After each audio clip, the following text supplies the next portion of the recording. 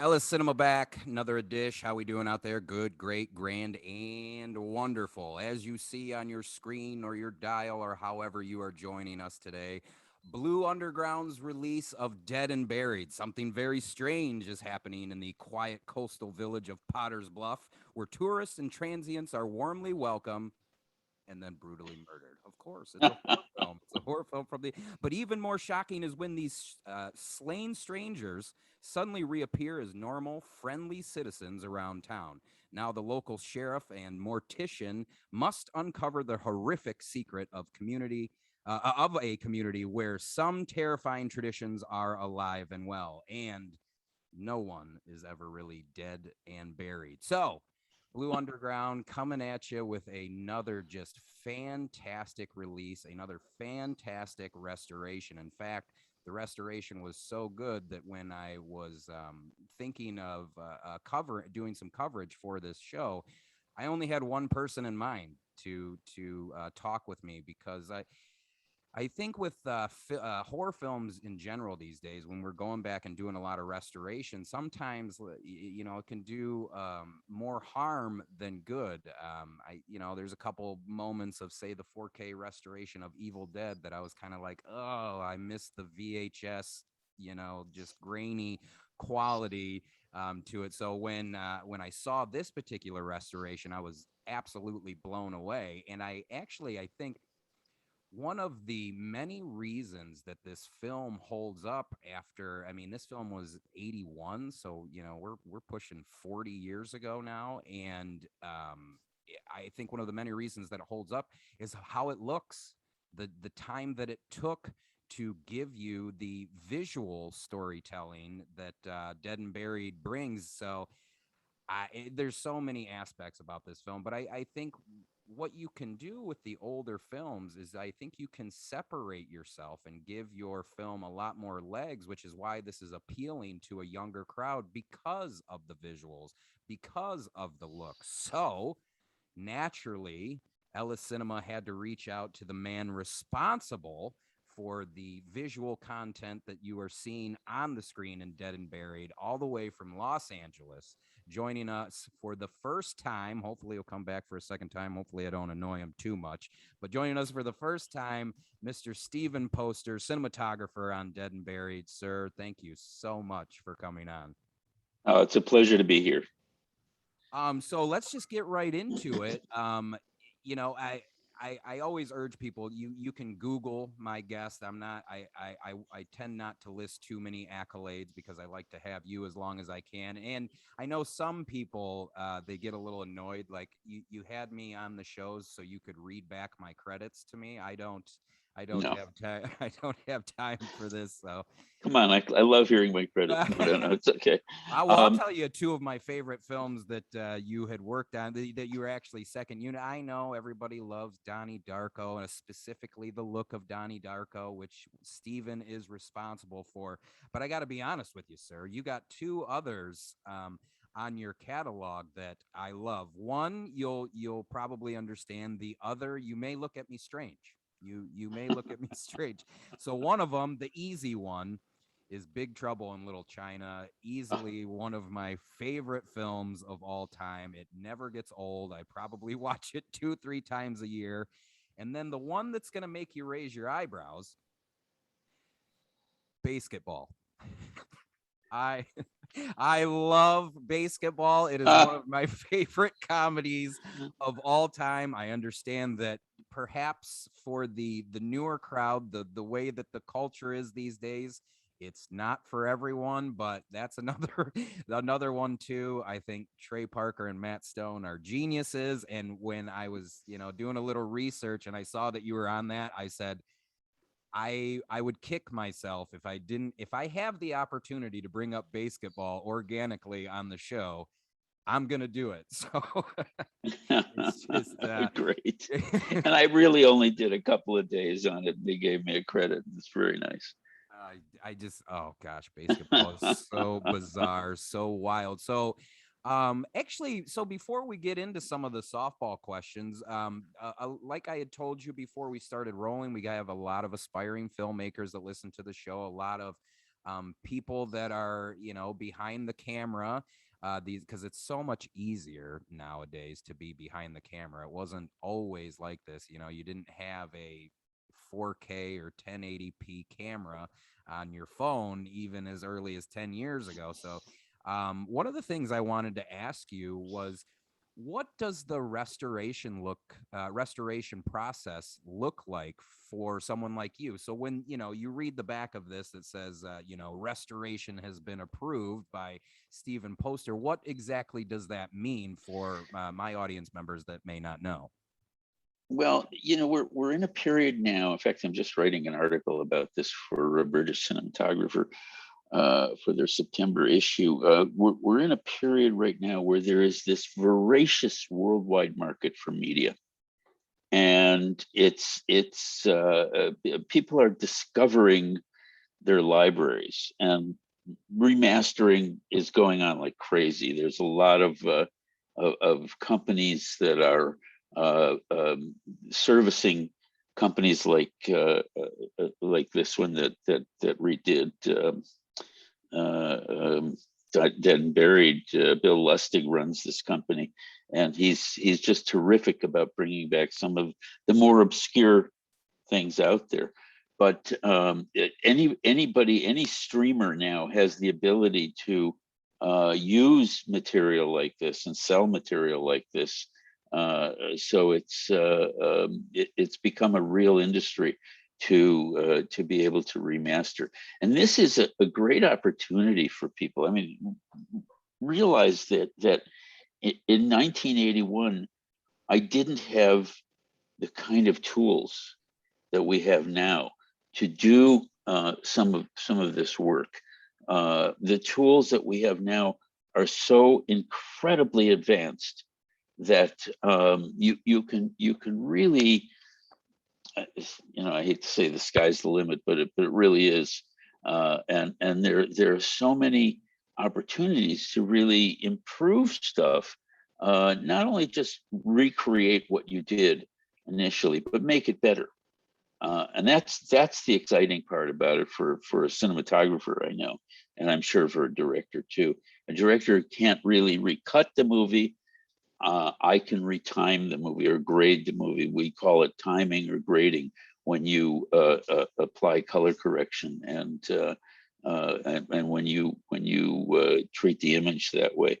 Um, and Otherwise, you could just call it color correction too, but we don't ever do that with things in the movie business. So it's a wonderful opportunity to redo that. Now, you so many things get remastered, and they never bother to even call the cinematographer. It's like, who a cinematographer? Who's that? What does he do? And or she? And It's a time where you have to, as a cinematographer, if there are movies that you've done that are important to you, you almost have to track it yourself to find out who's got it, who's going to redo it, and how do you get in on it. And I doggedly track certain movies that I've always wanted to get my hands on and redo in terms of the color correction with today's tools. Today's tools are remarkable, and I have had a hand in helping develop and promote these tools, which I'm very proud of. I mean, that's been a thrust of mine for many years. I did. It's a process. We have a process called digital intermediate, where the original film, if you can get your hands on the negative, is scanned digitally at a very high quality rate, and then you go in and you can. I'm sure many of your listeners know what Photoshop is. This is Photoshop on steroids. We can affect any part, any quality, any texture of an image. It's at any given spot. I can do this, I can do that, I can do that, And so it's a remarkable tool in that sense. Not that I want to change everything. I just want to make it look better and more contemporary. Um, so was I was only the third director of photography in the world to ever have done a digital intermediate on any movie, Wow. and that was Stuart Little too. What had happened was um, I was in France and had made friends with. I was shooting a movie in France for French director, and I made friends with a group of technologists in France, and found out that they were doing this movie called Amelie. Okay. And I went to visit the process of color correcting on Amelie, which I don't even think they called it digital intermediate at that point. It was just digitized, and they were doing this very strange and wonderful color treatment on it. It's just a marvelous, marvelous movie. And then I was home. I was in LA, and I was up at a company called CineSight, which was owned by Kodak. And Roger Deakins, Sir Roger Deakins, was color correcting "Oh Brother, Where Art Thou," which also had a very specific look with color that probably might not even have been able to be done prior to digitizing. So those two movies were the first, were one and two. I don't know which kind of came first in terms of starting to do the process, but Oh Brother, Where Art Thou and Amelie were the first two. I was in the process of shooting Stuart Little 2. Um, any movie that has a number after it, is of course you have a guideline from what the first movie was. Right, right. And I had heard from the cinematographer. I did a couple of days on Stuart Little 1 for the company, and I had long talks with the director of photography of Stuart Little 1, and also with the studio, and realized that there was a tremendous problem that they had, because they were creating this white mouse, digitally. It was one of the first, in fact, they had to invent how to do fur, okay, digitally. Uh, on our movie, they had to invent how to do feathers. So, I mean, technically, invent the way these objects were represented digitally. So it's very complicated. I mean, very complicated mathematics and electronics and digitization and everything. It's A very, lot of very deep. time too. A lot of time invested in Yes, that. yes. So I realized, and what I heard was that they had a hard time marrying the production material, the actual live production material, with the digital material, which was primarily the mouse. And because if you because the process is called compositing, where you take a live action and an animation piece and put it together. You composite the two of them, and when you if you have to color correct the image to make it even, you will end up um, changing the color of the white mouse. Say you needed to be a little more, the production material to be a little more red. If you're doing this photochemically, you can't really individually change the layers to match. And I had heard that they had a really difficult time making the print in Stuart Little 1. So I realized that, having seen the process of digital intermediate, that we could do it easily if we did this digitally. Um, there were no systems in America at that point.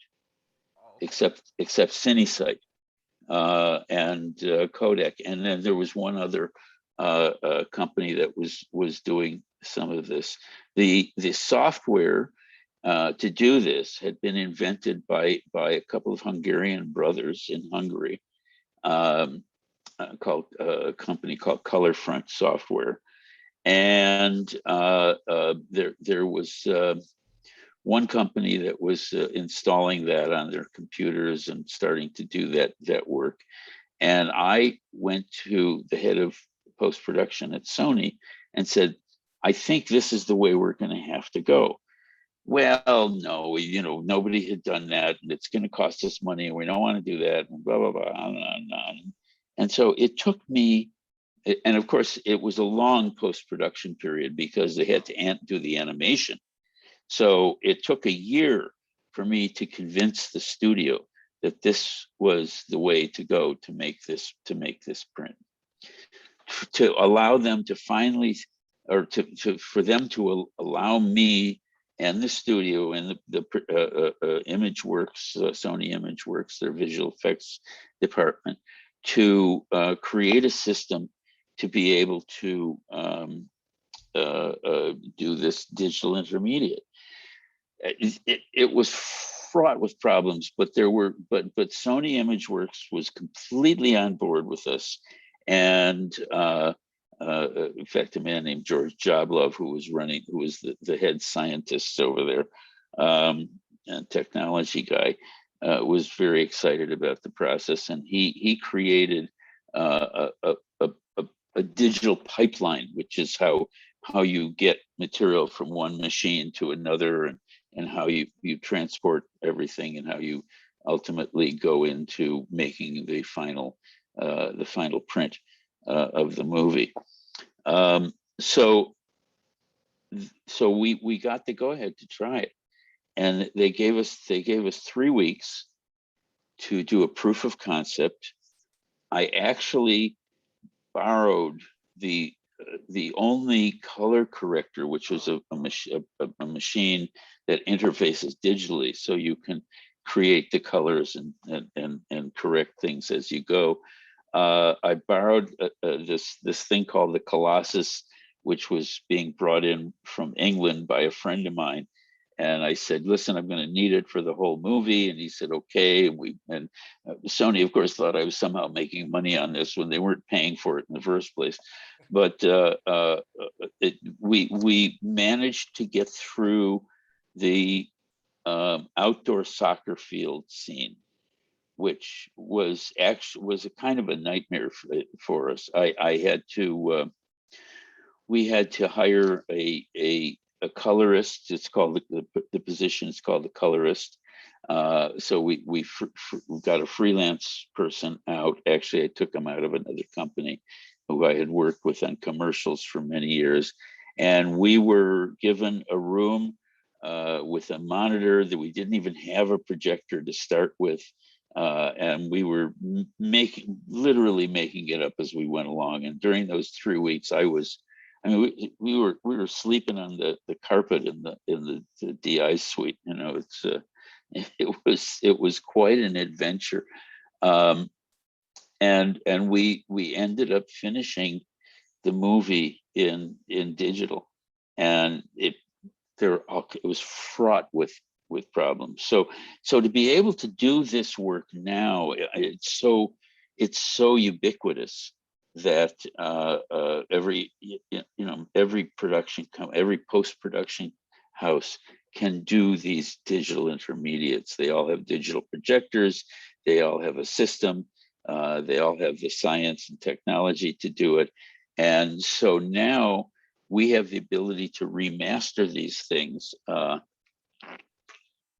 without making a photochemical print. So that's a huge opportunity. And so we as cinematographers, I will tell you, there are 4 or 5 titles that I constantly monitor to make sure that they're going to be eventually remastered, because I want to get my hands on them, because this is fun. It's a process that I love love doing. And with Dead and Buried, and it varies with each company. They did the majority of the work in England on this, and then sent me a digital copy to review. So that's what that means. So I reviewed it and I made some changes, and I made some.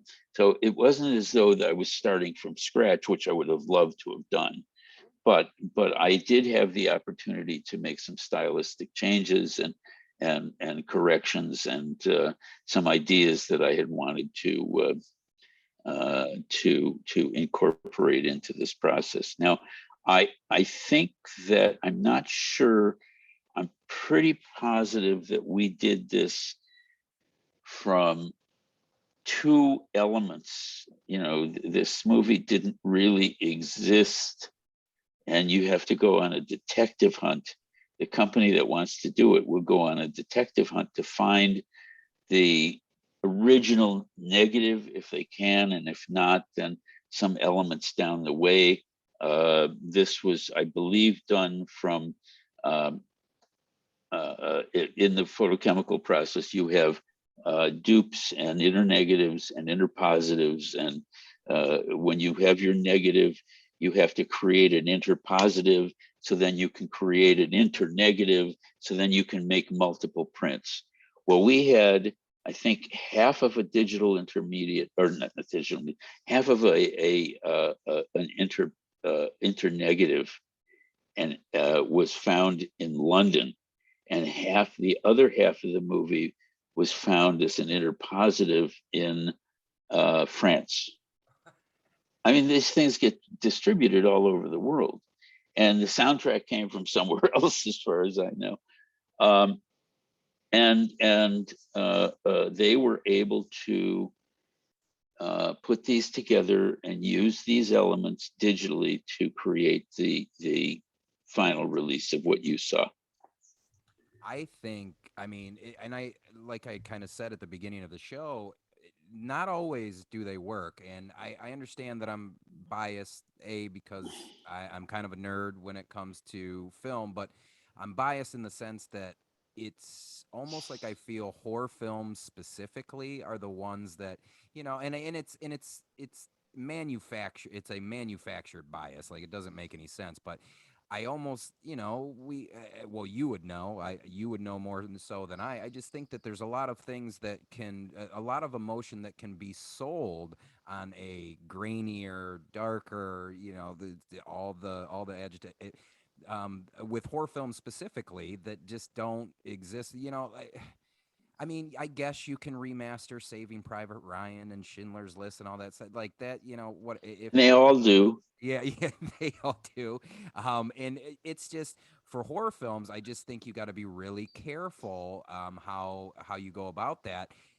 I do not see, and I'm sure you do, but that I don't count you. You don't count when you're watching your own stuff. But I don't see. There's not one flaw from a visual aspect that I see in this film. In fact, when I was listening to your commentary on the film, I mean, I learned so much. I mean, I just one thing, as I tend to do, I always sidetrack. But one thing that you had said, like, it just has to be fascinating for you to see the progression of cinematography from when you started to now. And even you had said on when you were working on Dead and Buried, you were doing a lot of things that were new, and you were kind of using new technologies on the fly. Is that correct? Mm, yes, but it was all photochemical based. It wasn't as though we were recreating or reinventing the wheel. Um, but in my, let's say, my youthful naivety, I had certain stylistic things that I wanted to do that were um, photographically in my kind of stylistic wheelhouse. And had had I we shot this movie for the most part up in Mendocino, County in Mendocino in north of San Francisco. And remember the years that it was, and we were up in Mendocino for 4 months making this movie with very little or no adult supervision. It So you can sounded like a imagine it sounded like a wild time. I mean, you guys were up there. I think you said you guys did 4 months of shooting, and you guys all stayed up there, right? we stayed up there. We rented houses. I had I shared a house with the assistant director, Brian Frankish, and we had a couple of production assistants living in our house who would take care of stuff for us. But it and that became the company party house actually. Um, and we were on the headlands of Mendocino headlands, and the ocean was there. It was beautiful, beautiful spot, just beautiful.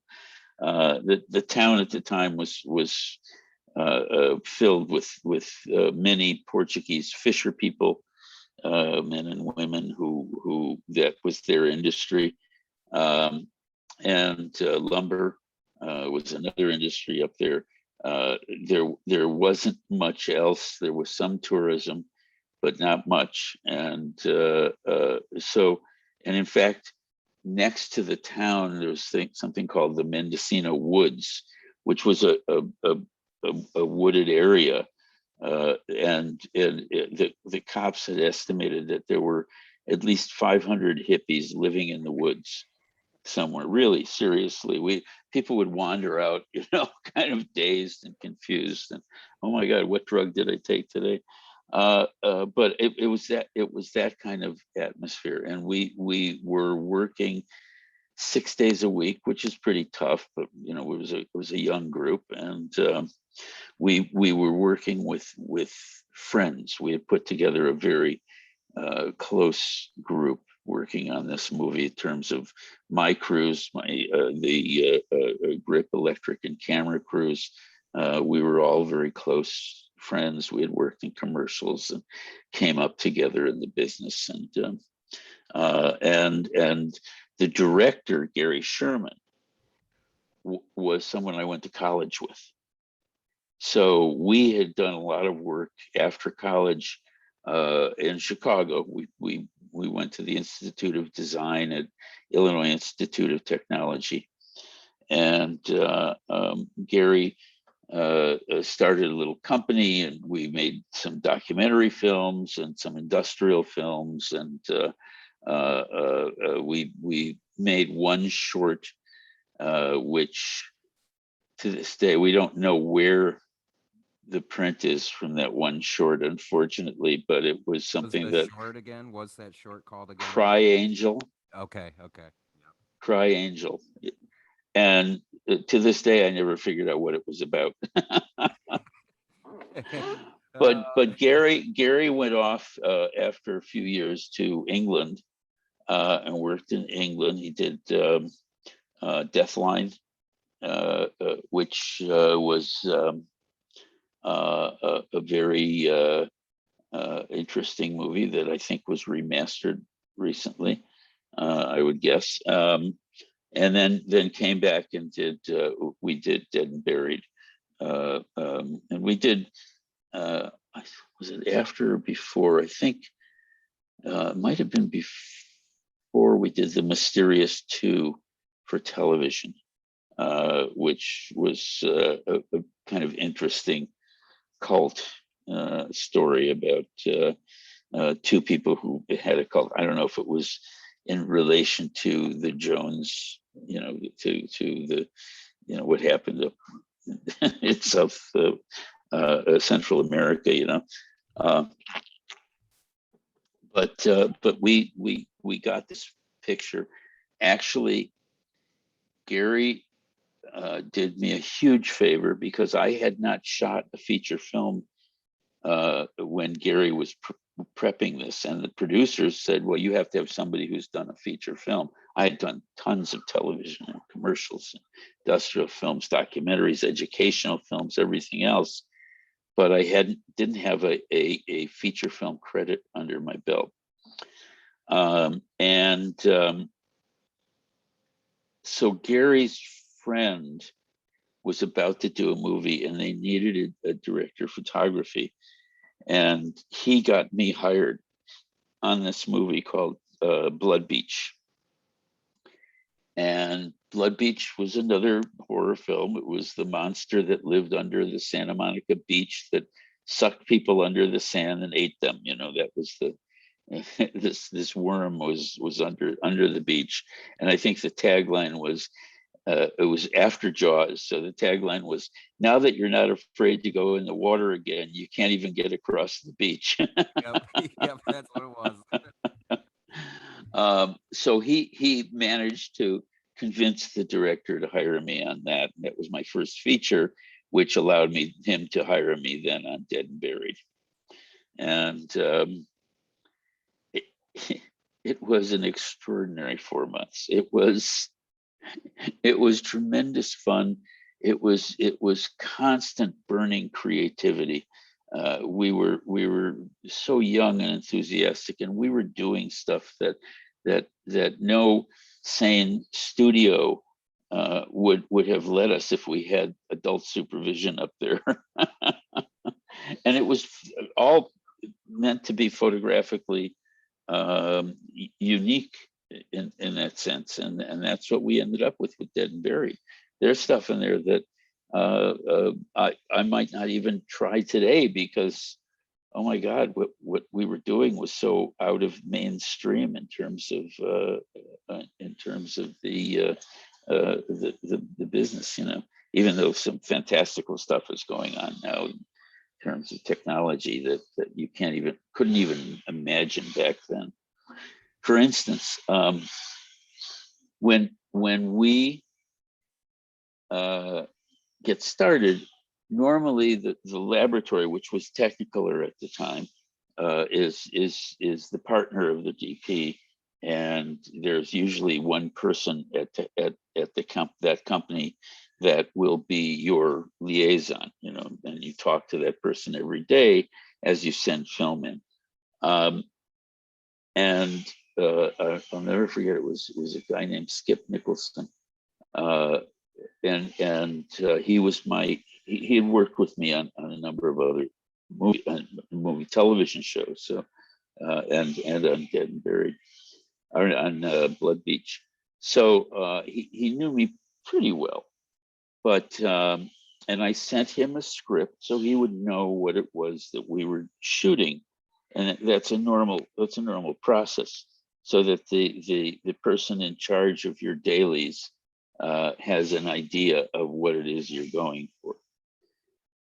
So I sent in, I think, the first couple of days dailies, and he got them and processed them and looked at them and called me up and said, I don't know what you're doing at this, Stephen, but with all this blue stuff, and the people look kind of blue, and what's going on here? I mean, I don't think you're doing this. This is probably a big problem, going to be a big problem for you.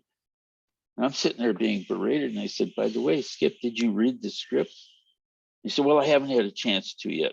And I said, do you realize that all the people you're looking at on the screen are dead? And he said, oh, well, that's a brilliant idea. Oh, I tell you what, the studios, and I don't want to bash any studios or producers or anything, but boy, do they! I mean, even again, this is what I do. I derail. I have 10 pages of notes. I'm only going to touch 2 paragraphs. This is the bane of my existence for every show. But you're saying things that remind me of a couple of things that were talked about throughout the bonus features, but initially this wasn't supposed to be as violent as it was, right? And then producers, if now correct me if I'm wrong, but the movie got picked up by another set of producers, and you guys actually went back to do a lot of pickups for the more violent stuff, right? Yeah, I kind of don't remember much of that, but yes.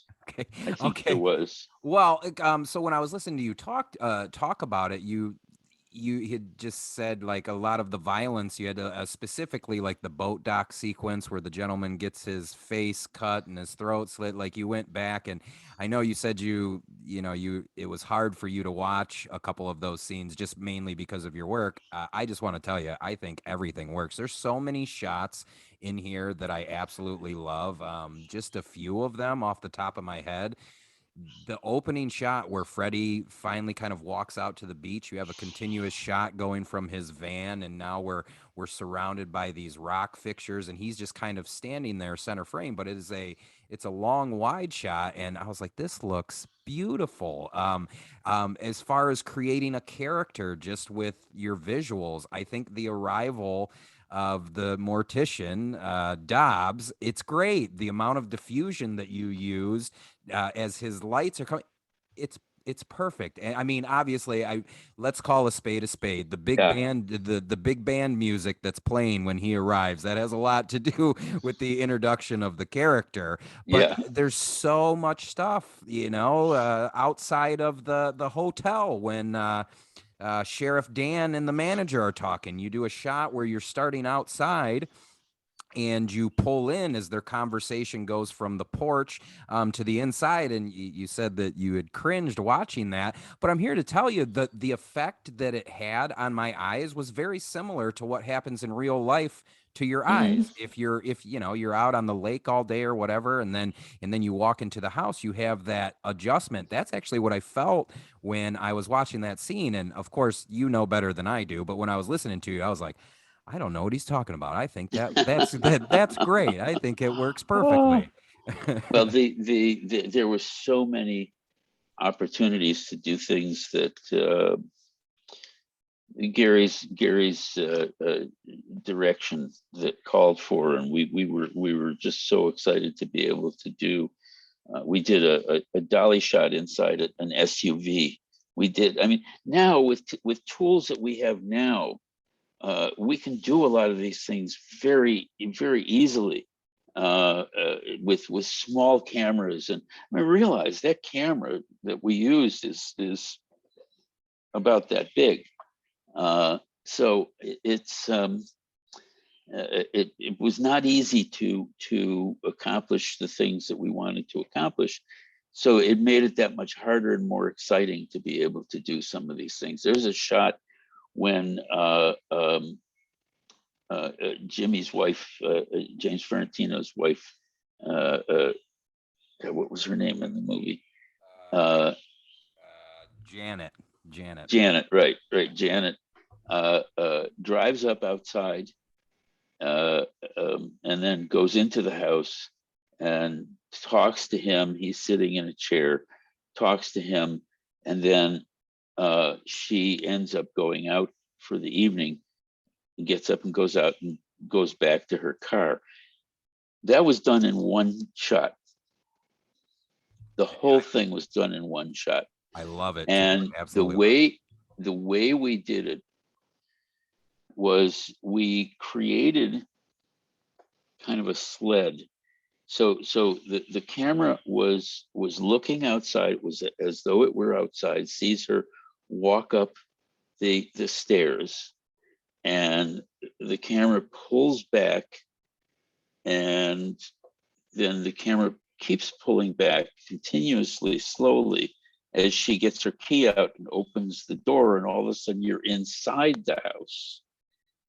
And we go back, and she crosses over into the living room. The camera crosses over with her. There's a wall in between, and we start in on this dolly and go into. By the time we're done, we're in a close up of Jimmy Ferrantino, and and he's very upset, and he's not trusting his wife at this point, and she's just doing this. Hi, I'm blah, blah, blah, blah, blah, blah, and talking continually, and she gets up and leaves the shot, and the camera and they cut there, unfortunately, but what happened in reality, the camera goes past him as he turns toward the window. The camera goes past him, and goes to the window, and we see her outside getting back in her car and driving off.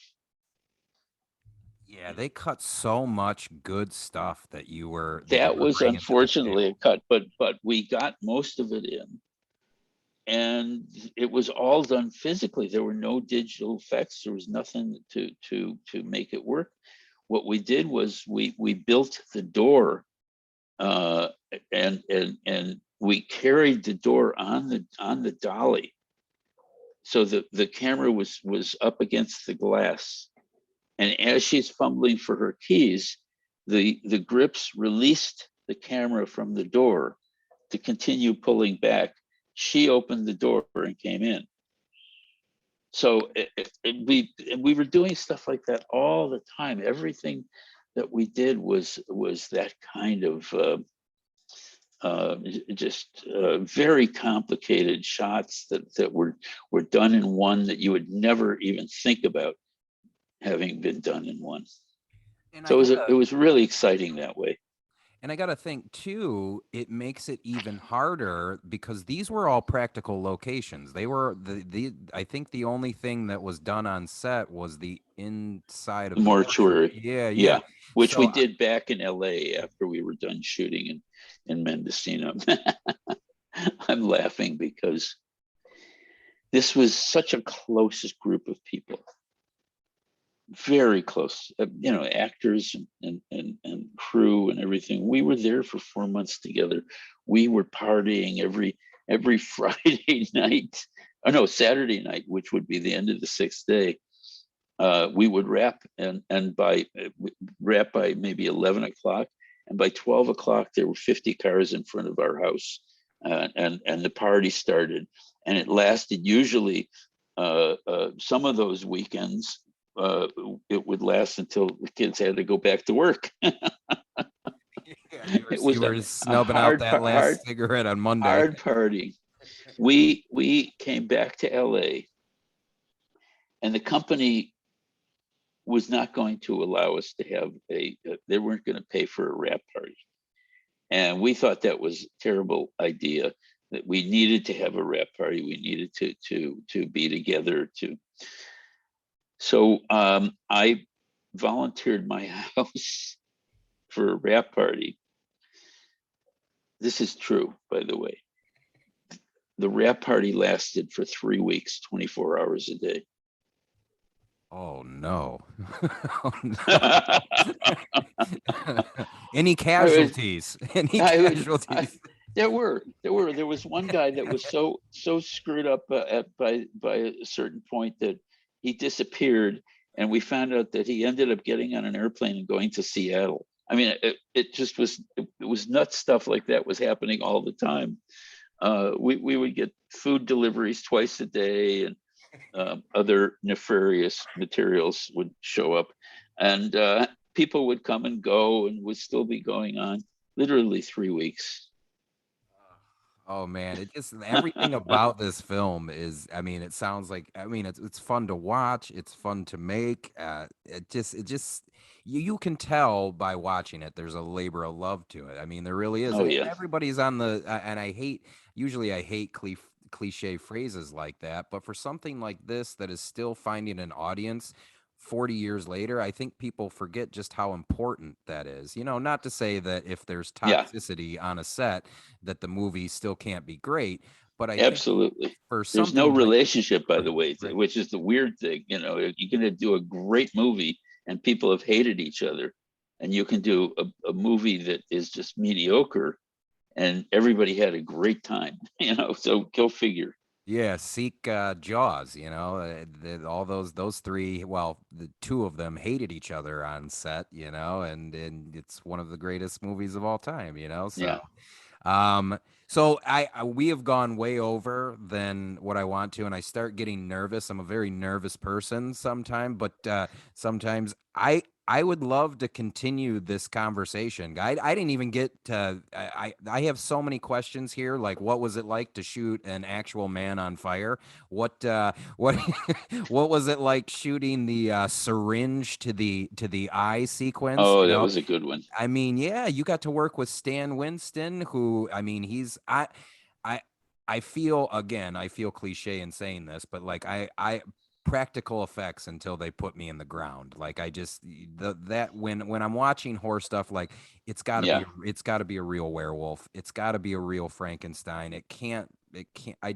I grew up with Universal monster movies. That's most kids were my age in the '80s were watching Sesame Street and everything else. I'm watching Abbott and Costello meet Frankenstein. Like I just had a different Yeah, upbringing.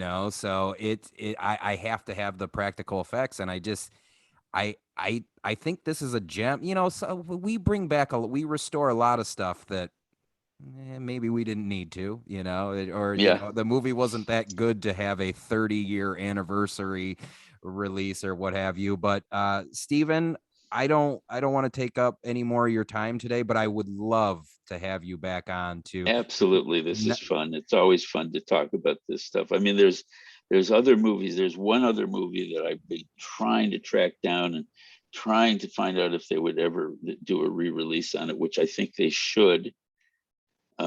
It was an important cultural icon of the time. Was called Strange Brew.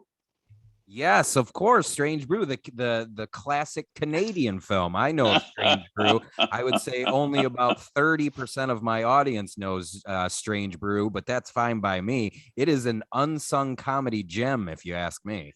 Absolutely genius, genius. And that's something I want to get my hands on and redo some point. I'm sure it will. I mean, I I have to think, at least for my age group, like Strange Brews would be infinitely more. Well, comedy in general is always been more popular than horror, so it's actually kind of no excuse that hasn't had a re-release yet.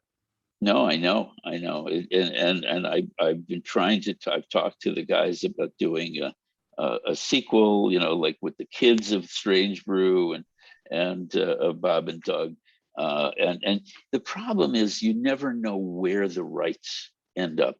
The reason that Blood Beach has never been remastered is because nobody knows who owns the rights. That's It's true. It's like when the mortgage crisis happened, people didn't know who were holding the mortgages. It's the same thing. Certain rights get passed down and sold and sold and sold. Libraries get sold and whatever. And you have. I've talked to Bill Lustig about it several times about doing Dead and Buried, and he said he can't find out who owns it.